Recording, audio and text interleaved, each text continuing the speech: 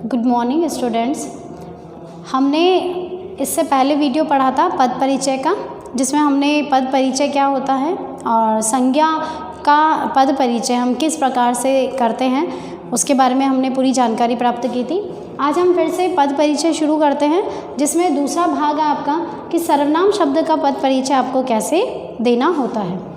सर्वनाम शब्द का पद परिचय देने के लिए हमें सर्वनाम का भेद पता लगाना है, उसके बाद वही लिंग, वचन और कारक और क्रिया के साथ सर्वनाम शब्द जो है उसका संबंध किस प्रकार से आ रहा है। साथ में सर्वनाम में क्या है, पुरुष चलते हैं, तो उत्तम पुरुष, मध्यम पुरुष, अन्य पुरुष, इनके आधार पर हमको ये बताना होता है कि पुरुष जो है वो कौन सा है। तो इन सब पर विचार किया जाता है। जैसे उदाहरण है, मैं तुम्हारे साथ चलता हूँ, यहाँ हमें रेखांकित शब्द दिया है मैं। और दूसरा उदाहरण है, यह वही कार है, यहाँ पर यह शब्द जो है उस पर रेखांकन किया गया है। तो हम मैं और यह इसका पद परिचय थोड़ी देर बाद समझेंगे। उससे पहले मैं आपको सर्वनाम के बारे में थोड़ा सा विस्तार से बता दूँ। सर्वनाम जो है वो होता है संज्ञा के स्थान पर प्रयुक्त होने वाले शब्द जो होते हैं वो सर्वनाम कहलाते हैं। यानी हम संज्ञा शब्दों को बार बार दोहराएं, उसकी स्थान पर हम क्या करते हैं, सर्वनाम शब्दों का प्रयोग करते हैं। अब सर्वनाम शब्द जो होते हैं वो होते हैं 6 प्रकार के। यानी सर्वनाम के जो भेद हैं वो कितने हैं, 6 हैं, जिसमें से सबसे पहला भेद होता है पुरुषवाचक सर्वनाम। अब पुरुषवाचक सर्वनाम क्या है, व्यक्तिवाचक संज्ञा के बदले। फिर से देखिए, व्यक्तिवाचक संज्ञा हमने पढ़ी थी। व्यक्तिवाचक संज्ञा, व्यक्तिवाचक संज्ञा क्या है, जो विशेष नाम होते हैं। तो व्यक्तिवाचक संज्ञा के बदले जिस सर्वनाम शब्द का प्रयोग किया जाता है वो कहलाता है पुरुषवाचक सर्वनाम। और पुरुषवाचक सर्वनाम जो है वो भी संख्या में 3 होते हैं। पहला है उत्तम पुरुष, दूसरा है मध्यम पुरुष और तीसरा है अन्य पुरुष। अब इसको समझते हैं हम। सबसे पहले आता है उत्तम पुरुष, यानी कहने वाला। जो भी वक्ता है, जो बात कह रहा है, जैसे अभी मैं बात कह रही हूँ, तो अभी मैं कौन हूँ, मैं उत्तम पुरुष हूँ। यानी कहने वाला जो होता है, वक्ता जो होता है, वो क्या कहलाता है, उत्तम पुरुष कहलाता है। और इनके शब्दों की पहचान होती है मैं, हम, मेरा, हमारा, मेरी, मुझको, मुझसे, इस तरह के जितने भी शब्द हैं वो सारे उत्तम पुरुष के अंतर्गत हम शामिल करते हैं। दूसरा आता है मध्यम पुरुष। मध्यम पुरुष का अर्थ है सुनने वाला, यानी श्रोता। जो भी सुन रहा है, यानी एक व्यक्ति बोल रहा है और सामने कोई दूसरा व्यक्ति है जो कि उसकी बात को सुन रहा है, तो वो क्या कहलाएगा, मध्यम पुरुष कहलाएगा। जैसे अभी अगर मैं बोल रही हूँ और आप सुन रहे हैं तो आप क्या हैं, मध्यम पुरुष। इनमें कौन आते हैं, इसमें आते हैं तू, तुमको, तुम, आप, आपको, इस तरह के जितने भी शब्द हैं वो सारे हम मध्यम पुरुष के अंदर शामिल करते हैं। तीसरे तरह के जो पुरुष है वो होते हैं अन्य पुरुष। अन्य पुरुष का मतलब है जो हमारे सामने उपस्थित है चाहे नहीं है, लेकिन हम उसकी बात कर रहे हैं, प्रत्यक्ष और अप्रत्यक्ष रूप से हम जिसके बारे में बात कर रहे हैं वो कहलाता है अन्य पुरुष। तो अन्य पुरुषवाचक सर्वनाम जिसके संबंध में बात की जाए, और यहाँ बात करेगा कौन, यहाँ बात करेगा प्रथम पुरुष या उत्तम पुरुष और मध्यम पुरुष, यानी कहने वाला और सुनने वाला, श्रोता और वक्ता। जब किसी अन्य के बारे में बात करते हैं, जब किसी और के संबंध के बारे में बात करते हैं, तो वहाँ पर हम कह सकते हैं कि अन्य पुरुषवाचक सर्वनाम होता है। और इसके शब्दों की पहचान है वह, वे, उसका, उनके, उन्हें, इन्हें, पास के लिए, दूर के लिए, इस तरह के शब्द हम काम में लेते हैं। जैसे अंग्रेजी में आप देखते हैं दिस और दैट चलता है, उसी प्रकार से यहाँ पर भी पास और दूर के लिए, वह दूर के लिए हो जाएगा और यह पास के लिए हो जाएगा, ये पास के लिए हो जाएगा, वे दूर के लिए हो जाएगा। तो इस तरह से हम पहचान इन शब्दों की अलग अलग रूप से करते हैं। अब हम देखते हैं दूसरा सर्वनाम, वो है निजवाचक सर्वनाम। तो निजवाचक सर्वनाम के अंदर क्या है, निज यानी स्वयं के लिए।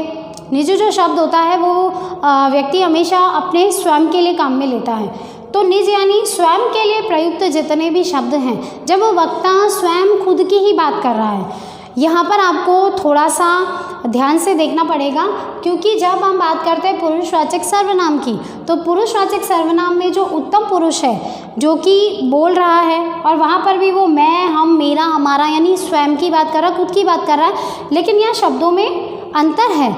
यहाँ जो शब्द हैं वो उत्तम पुरुष के आधार पर, यानी कहने वाले के आधार पर है, और निजवाचक सर्वनाम में तो वो प्रयोग ही स्वयं के लिए करता है। जैसे कि अपना, अपनी, स्वयं, अपने आप, इस तरह के जो शब्द होते हैं वो हम निजवाचक सर्वनाम के अंदर शामिल करते हैं। जैसे मैं उदाहरण के लिए कहूँ कि अगर किसी को जाना है तो वो ये कहेगा कि मैं स्वयं ही चला जाऊँगा। अब देखिए यहाँ पर दोनों तरह के शब्द आ गए, मैं स्वयं ही चला जाऊँगा। कोई दोस्त है वो कह रहा है कि भाई मैं तुझे छोड़ दूँ, लेकिन वो कहता है कि नहीं मैं स्वयं चला जाऊँगा। तो यहाँ अगर मैं शब्द पे हम रेखांकन देखें, रेखांकित करें उसे, तो ये तो चला गया उत्तम पुरुष में, ठीक है, क्योंकि ये पुरुष को संबोधन दे रहा है। और स्वयं शब्द जो है वो जाएगा फिर निजवाचक सर्वनाम में। तो इन दोनों में बहुत ज़्यादा आपको ध्यान से अंतर देखना पड़ेगा कि इस तरह के जो शब्द होते हैं वो तो जाते हैं उत्तम पुरुष में, और इस तरह के स्वयं, अपने आप ही, इस तरह के सारे शब्द हम निजवाचक सर्वनाम में शामिल करते हैं। तो यहाँ जो मैंने ये उदाहरण लिखे, मैं, यह, ये हम उत्तम पुरुष और मध्यम पुरुष और अन्य पुरुष के आधार पर ही है, इसीलिए मैं आपको यहाँ पर सर्वनाम का पद परिचय समझा देती हूँ। और इसके बाकी बचे हुए भेद जो हैं अभी हम थोड़ी देर में पढ़ते हैं। तो यहाँ मैं शब्द जो है उस पर हमें रेखांकित मिला, हमें मैं शब्द का पद परिचय देना है। तो मैं हमने देखा उत्तम पुरुष में आता है, तो पुरुषवाचक सर्वनाम हो जाएगा। और अगर आपको याद रहे वहाँ पर कि ये उत्तम है, मध्यम है या अन्य है, तो वहाँ पर आप ये भी लिख सकते हैं कि ये कौन सा वाला पुरुष है, ठीक है। तो यहाँ हम पुरुषवाचक सर्वनाम बताएंगे। और मैं क्योंकि पुल्लिंग है, यहाँ के आधार पर चलता हूँ, चलती हूँ होता तो हम स्त्रीलिंग कर देते, ठीक है। एक वचन है, चलते हैं नहीं है, स्वयं अकेला अपने बारे में बात कर रहा है, और संबंध कारक यहाँ पर है, ठीक है। दूसरा है यहाँ पर यह वही कार है, तो यह शब्द जो है वो निश्चयवाचक सर्वनाम है, वो मैं आपको आगे पढ़ा दूंगी। और अन्य पुरुष भी है, यानी जहाँ आपको इस तरह के शब्द नज़र आए, जैसे अभी मैंने आपको निजवाचक में और उत्तम पुरुष में अंतर बताया, वैसे ही क्या होता है, निश्चयवाचक सर्वनाम और अन्य पुरुषवाचक सर्वनाम के जितने भी शब्द होते हैं, पहचान के जो शब्द होते हैं वो एक समान होते हैं। तो वहाँ पे आपको थोड़ा सा दिक्कत आ सकती है, तो वहाँ आपको थोड़ा सा ध्यान से देखना है। और नहीं समझ आता है तो आप दोनों चीज़ें लिख सकते हो, जैसे यहाँ पर लिखा है निश्चयवाचक सर्वनाम भी है ये, और ये अन्य पुरुषवाचक सर्वनाम भी है। अब क्योंकि कार की बात कर रहे हैं हम, तो कार क्या है, स्त्रीलिंग है, और एक ही कार है इसलिए वो एक वचन है, और संबंध कारक है। तो इस तरह से हम सर्वनाम शब्द जो है उसका पद परिचय, उसके भेद, लिंग, वचन, कारक, क्रिया, इनके आधार पर देखते हैं। अब हम आगे देखते हैं तीसरे नंबर का सर्वनाम, संबंधवाचक सर्वनाम। नाम से ही पता चल रहा है, संबंध यानी किसी न किसी दो वस्तुओं में, दो व्यक्तियों में संबंध दर्शाया जाएगा। तो इसकी परिभाषा है, दो उपवाक्यों के बीच में प्रयुक्त होकर एक उपवाक्य की संज्ञा या सर्वनाम का संबंध दूसरे उपवाक्य के साथ दर्शाने वाला जो सर्वनाम है वो संबंधवाचक सर्वनाम कहलाता है। एक बार फिर से देखते हैं, दो उपवाक्य यानी दो अलग अलग छोटे छोटे वाक्य हैं, ठीक है, उनके बीच में प्रयुक्त होता है, और एक उपवाक्य यानी जो पहला उपवाक्य है उसकी संज्ञा या सर्वनाम के संबंध में दूसरे उपवाक्य के साथ में वो संबंध दर्शाता है। इसमें जो शब्द चलते हैं वो है जो, जिसे, जिसका, जिसको, और आपको संबंध उस वाक्य में नज़र भी आएगा। जैसे हम जितने भी मुहावरे बोलते हैं या जितनी भी कहावतें कहते हैं कि जो करेगा सो भरेगा, या जिसकी लाठी उसकी भैंस, इस तरह के जो शब्द होते हैं वो सारे शब्द यहाँ पर संबंधवाचक सर्वनाम के अंतर्गत ही आते हैं। चौथा सर्वनाम है निश्चयवाचक सर्वनाम। जो सर्वनाम हमें पास की और दूर की वस्तुओं के लिए इशारा करता है या उसका हमें वर्णन करता है, तो वहाँ हम कह सकते हैं कि निश्चयवाचक सर्वनाम आता है। इसके अंतर्गत हम कुछ इस तरह के शब्द देखते हैं, जैसे यह, वह, तो यह हो गया पास के लिए और वह हो गया दूर के लिए, या वे, ये, इस तरह के शब्द जो कि पास और दूर की निश्चित वस्तु के लिए या निश्चित व्यक्ति के लिए हमें बोध कराते हैं, तो वो निश्चयवाचक सर्वनाम के अंतर्गत आते हैं। इसके बाद आता है अनिश्चयवाचक सर्वनाम, और इससे पहले हमने पढ़ा था ना अभी अन्य पुरुषवाचक सर्वनाम, जिसमें मैंने आपको कहा था कि वो सारे शब्द जो कि अन्य पुरुषवाचक सर्वनाम में चलते हैं वही शब्द निश्चयवाचक सर्वनाम में भी होते हैं। तो यहाँ आपको थोड़ा सा ध्यान से देखना पड़ेगा, और अगर नहीं समझ आए तो आप दोनों चीज़ें लिख सकते हैं, क्योंकि वो सर्वनाम की ही बात कर रहे हैं हम, सर्वनाम पद परिचय है, तो उसमें आप इन दोनों चीज़ों को साथ में लिख सकते हो। फिर है अनिश्चयवाचक सर्वनाम। ऐसे व्यक्ति या पदार्थ जिनकी निश्चित सूचना हमें प्राप्त नहीं होती है। नाम ही इसका ऐसा है, अनिश्चयवाचक सर्वनाम, यानी जो चीज़ निश्चित नहीं है। अब चाहे वो कोई व्यक्ति हो, चाहे वो पदार्थ हो। इसके अंदर ज़्यादातर दो ही शब्द चलते हैं, एक चलता है कोई और एक चलता है कुछ। कोई शब्द जो है वो सजीव वस्तुओं के लिए चलता है, और तो वस्तु की बात करें तो हम जैसे व्यक्तियों की, और कुछ जो चलता है वो चलता है निर्जीव के लिए, या जितने भी हमारे ये सूक्ष्म जीव होते हैं, मच्छर, मक्खी, इस तरह की चीज़ों के लिए, या किसी पदार्थ के लिए। जैसे उदाहरण है, घर के बाहर कोई आया, किसी ने दरवाज़ा खटखटाया और आपको नहीं पता है, तो आप क्या कहेंगे कि बाहर कोई आया है।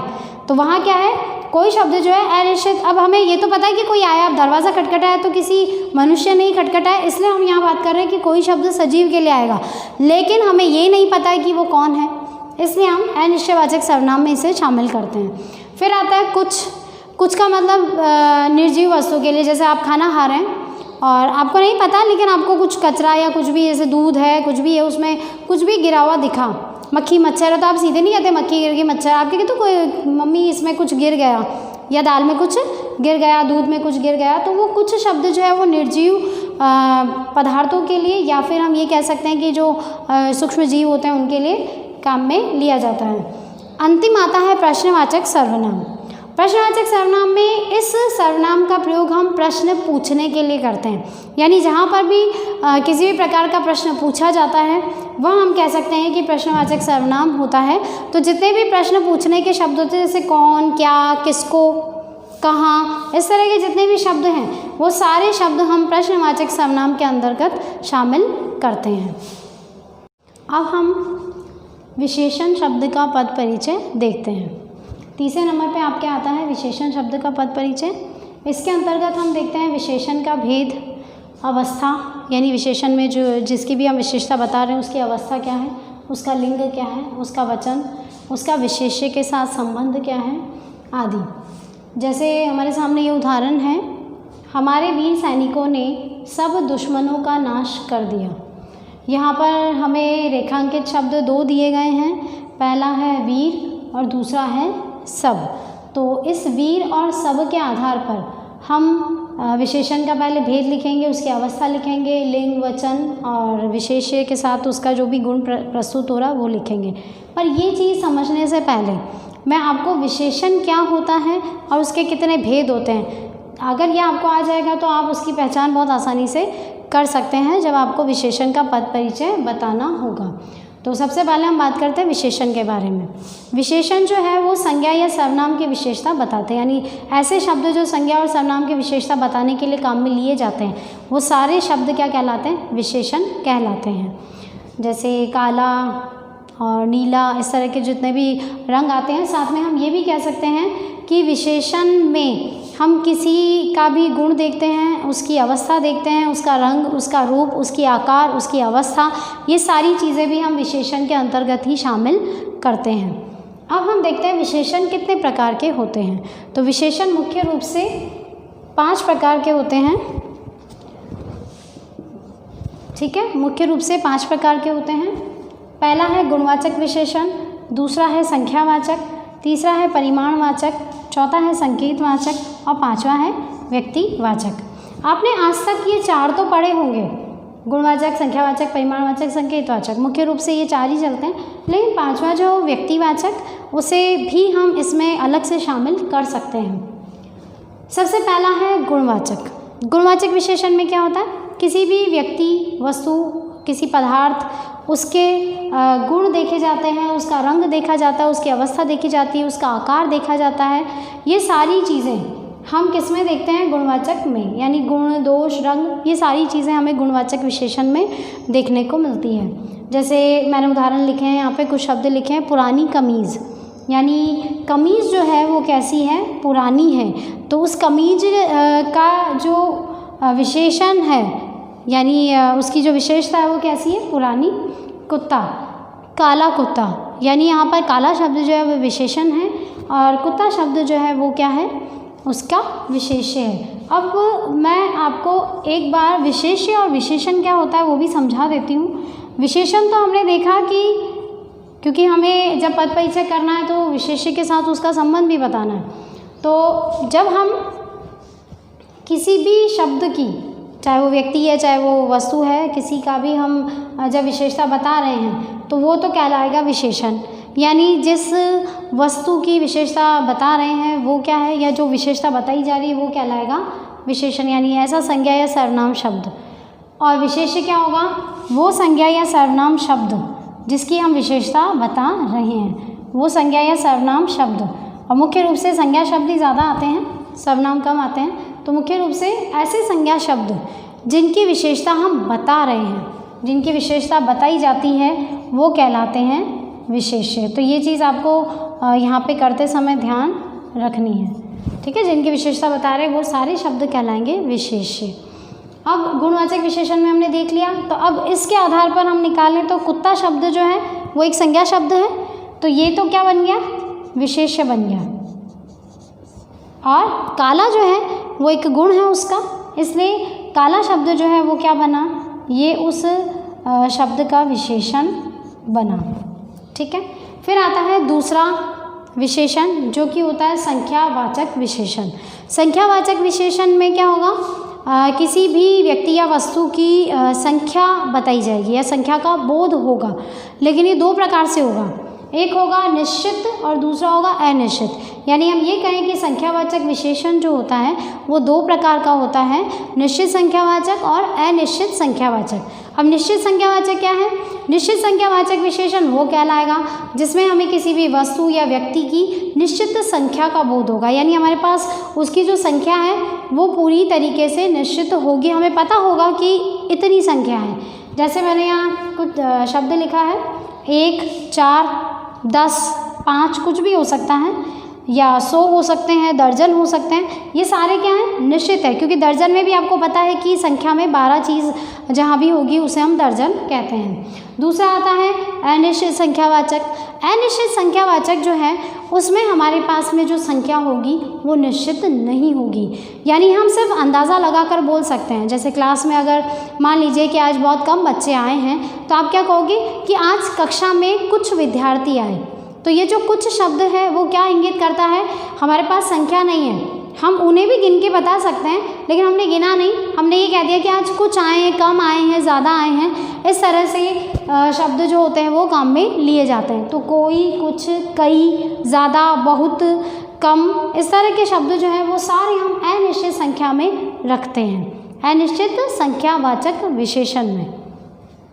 अब हम बात करते हैं तीसरे भेद की, जो कि है परिमाणवाचक विशेषण।